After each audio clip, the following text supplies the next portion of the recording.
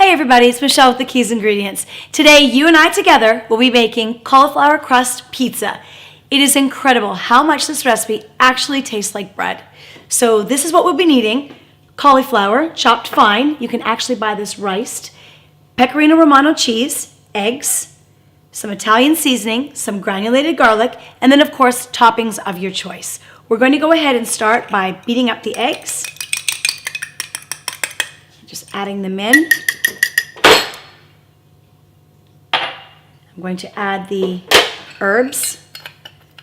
I'm using dried because I don't want to add any more moisture to this crust. Stir that in. And then we're going to add this riced cauliflower all together. And stir this up. It will kind of all come together. It smells delicious already. The oregano smells really fresh. And move all of these things out of the way. I have this great cookie sheet that does not need to be greased. It's actually ceramic. I almost forgot to add my cheese. So we're going to add the 2 cups. You can use 1 cup pecorino and 1 cup Parmesan. I was out of my Parmesan today, so I'm gonna go ahead and add 2 cups of pecorino, but I will then not add any salt. Pecorino Romano seems to be a little bit more salty than Parmesan. And it is by far my favorite cheese, Pecorino Romano. It is a sheep's milk cheese, and it is different than cow's milk, digested a lot easier. So this is why I use it in a lot of my recipes. This is the consistency right here. It's very, very much dough-like. And we are going to go ahead and spread this on our cookie sheet. Follow your recipe for the baking instructions. And this is just like my other traditional pizza recipe where you will actually bake it and then top it and then bake it some more to melt the cheese. So I'm just going to push this down. I don't want it too thick, but of course I don't want it too thin. Spread that all along this cookie sheet. Try not to leave any holes. I'm pushing it right into the ends. You can kind of see some parts are uneven here. We want it to be even so it cooks and crisps evenly together. I'm gonna make a shape out of it.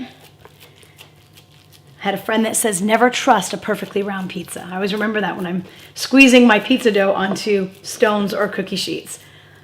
So this is actually small, it's a very large cookie sheet. So I'm going to go ahead and pop this in the oven and bake it.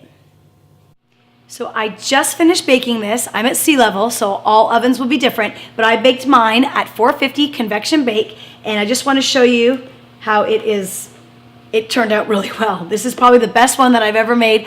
I'm gonna save you guys a lot of time. There's a lot of recipes out there, some that do frozen cauliflower, some that put them through food processor. The best method definitely is, actually some wring water out. I've done them all. This is the best method. A friend turned me onto this method. Raw cauliflower, crisp it up at 450 with your blend of spices and eggs. So now we're going to go ahead and top this with whatever kind of sauce you have. We always make our own tomato. You may have some of that in your freezer already. Sometimes I use my bolognese, which is the meat sauce. I have special requests from children to have pepperoni and cheese on this pizza. Of course, I'm gonna sneak in some veggies because I always do. And nobody ever turns down the pizza.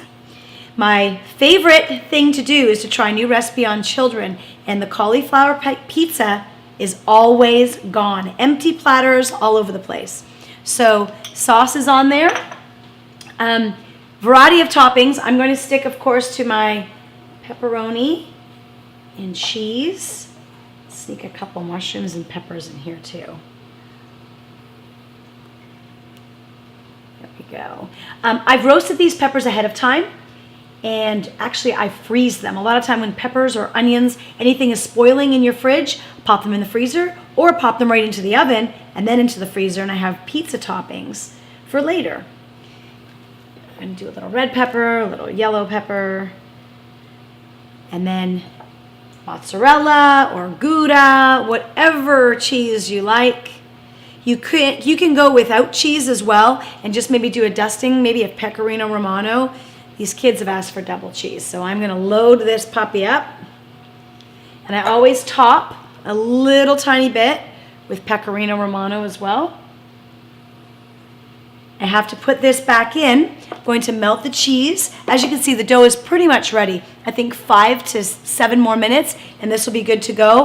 I will top it with fresh basil for that punch of color and a little bit of added nutrients. And just like that, your pizza's ready. Eat as much as you like.